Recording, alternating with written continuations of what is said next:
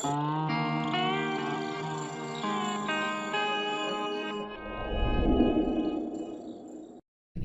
Tentu sekarang ini kami masih bekerja keras menyelesaikan RPP rencana terkait peraturan pemerintah terkait dengan RUASN.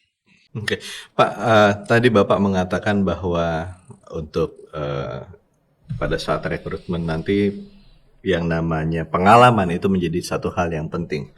Apakah itu akan jadi pertimbangan pada saat misalnya ada dua orang yang punya skor sama pada saat mereka tes nanti, kemudian dilihat yang pengalaman kerjanya lebih mumpuni, itu yang akan dipilih.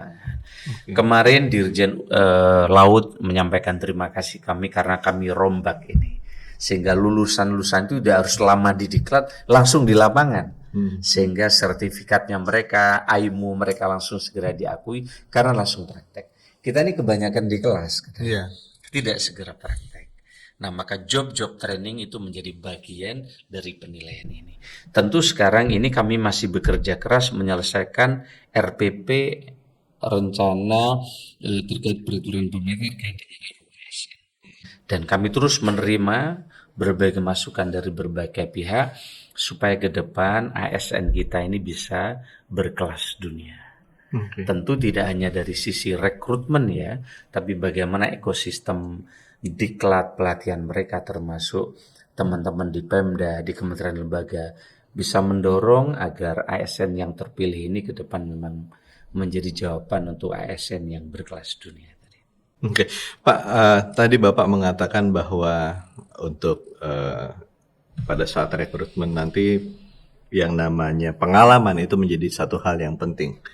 Apakah itu akan jadi pertimbangan pada saat misalnya ada dua orang yang punya skor sama pada saat mereka tes nanti, kemudian dilihat yang pengalaman kerjanya lebih mumpuni, itu yang akan dipilih atau bagaimana? Jadi gini, sekarang ini kan kita sebenarnya menghadapkan pada dua situasi kemarin ya. Nah, objektivitas ini akhirnya kemarin dipilih dengan sistem CAT supaya tidak ada subjektivitas.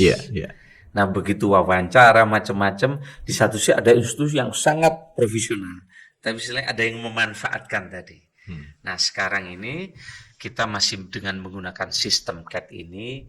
Nah, terkait dengan talenta digital ini, kita terus berdiskusi untuk mendapatkan bagaimana talenta yang diperlukan oleh negara ini memang betul-betul sesuai. Termasuk usulan bagaimana mendeteksi calon ASN yang terpapar radikalisme misalnya. Bagaimana cara memilihnya, Pak? Inilah kemarin maka kita tambah soal.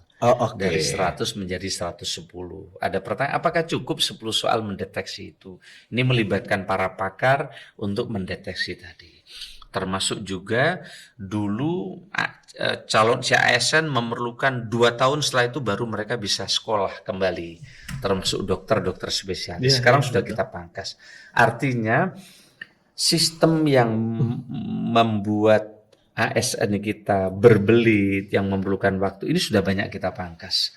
Termasuk pengisian dupak, angka kredit bagi dosen, guru, ini sudah kita pangkas. Sehingga sesungguhnya ini aturan-aturan yang baru ini membuat birokrasi mestinya lebih lincah. Jadi dosen nggak perlu lagi terjebak sama borang ya, Pak? Nah, pengisian angka kredit yang selama dikeluarkan tidak lagi. Oleh karena itu, termasuk guru dan dosen, dan oleh karena itu kita sudah membuat Permenpan JF, Permenpan 1 terkait guru dan dosen, yang ini memberikan ruang yang lebih cepat, lebih lincah. Tinggal kita nunggu peraturan instansi pembina di Dikbud terkait dengan guru dan dosen, sehingga mudah-mudahan ke depan guru dan dosen akan lebih lincah. Seiring dengan banyaknya dosen-dosen yang semakin sulit untuk mendapatkan dosen-dosen terbaik, karena berbagai aturan dan juga kompetisinya dengan dunia bisnis sekarang. Mereka tertarik ke dunia bisnis karena mungkin insentifnya lebih menarik.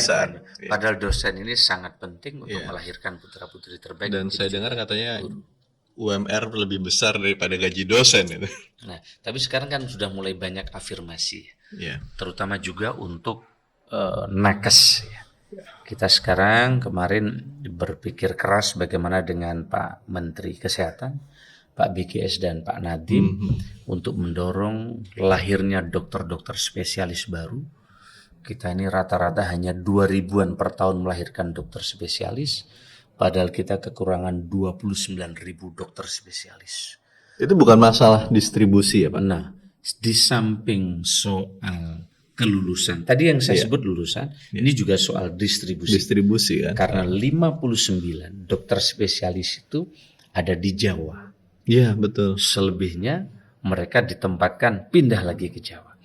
Maka kita siapkan skema baru ini untuk pengangkatan ASN dokter spesialis di 3T, sekaligus Menkes menyiapkan insentif-insentif baru agar mereka mau bertahan di daerah-daerah yang disebut dengan 3T tadi. Oke.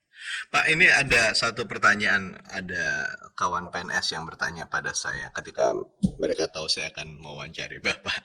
Tolong tanyakan tentang kenapa CPNS atau calon ASN itu yang baru itu sudah langsung mendapatkan jabatan fungsional tertentu. Misalnya fungsional perencana kah, fungsional humas, sedangkan yang lama-lama ini masih fungsional pelaksana gitu. Apakah ada prioritas untuk mereka yang sudah ada banyak kebijakan baru Oke. yang nanti kita transform ya. Harapan kita nanti teman-teman yang menangani SDM di kementerian lembaga, kita sudah siapkan nomor-nomor telepon. itu hotline ya Pak? Iya, hotline. Nanti bisa Ya, bisa Zoom dimunculkan ya? teman-teman, nanti bisa disambung. Dan saya sudah siapkan nomor-nomor telepon untuk dari seluruh daerah dan instansi daerah untuk bisa bertanya. Kami siapkan puluhan nomor telepon untuk teman-teman bisa hubungi. Setelah nanti teman-teman bisa masuk ke Sipandai sistem yang itu akan menjawab secara digital ratusan pertanyaan. Ini untuk menjembatani supaya tidak banyak teman-teman menyerbu ke kantor dari berbagai daerah.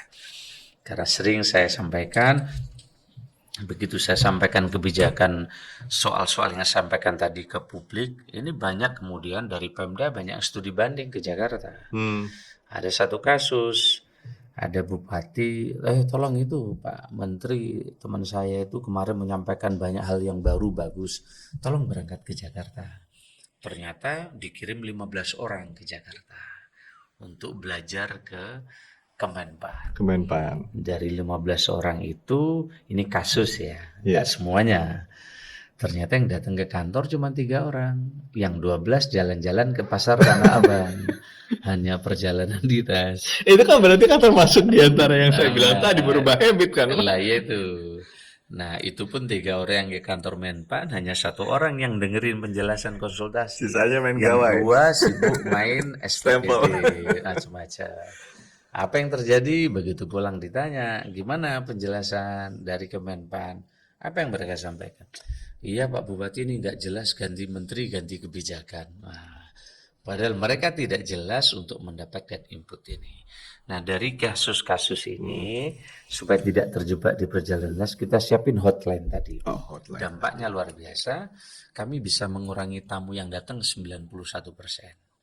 Dan menghemat lebih dari 75 miliar biaya perjalanan dinas, tapi message pesannya bisa sampai. Responnya bagaimana Pak? Maksud Cukup saya tinggi. respon cukup tinggi. Cukup tinggi. Setiap minggu kami minta laporan. Berapa daerah yang hotline, berapa ratus instansi, cukup tinggi. Dan mereka sangat efektif ternyata. Dia tanpa menghabiskan perjalanan dinas, tapi pesannya bisa dapat. Karena kami setiap minggu melakukan rakor memonef. Siapa mengerjakan apa? Ini kalau ada masalah yang kemarin problemnya apa? Teknis atau strategis? Apakah problemnya di deputi, problemnya di asdep atau di staf, atau jangan-jangan problemnya di menterinya? Yang keputusnya tidak segera diambil keputusan. Sehingga setiap minggu kami monef. Siapa mengerjakan apa? Karena birokrasi ini kadang siap-siap di depan tapi di belakang nggak siap. Nah mesti kita monef. Nah dari sini ternyata capaian kinerjanya bisa kita dorong untuk tercapai, sehingga perjanjian kinerja tadi dapat kita ukur secara lebih detail dari monef mingguan tadi. Sehingga saya sangat berharap kepada teman-teman di birokrasi, di pemerintah daerah, di kementerian, lakukan monef mingguan. Monef mingguan. Pimpinan harus hadir, jangan menyerahkan ke staf. Ada saatnya pimpinan hadir memonitor Iya, betul. apa yang dikerjakan para kepala dinas, Betul. yang dikerjakan para deputi, para asdep. Betul. Nah, meskipun tidak detail, karena begitu setiap minggu kita minta laporan apa yang dikerjakan, siapa mengerjakan apa, pasti progresnya nanti akan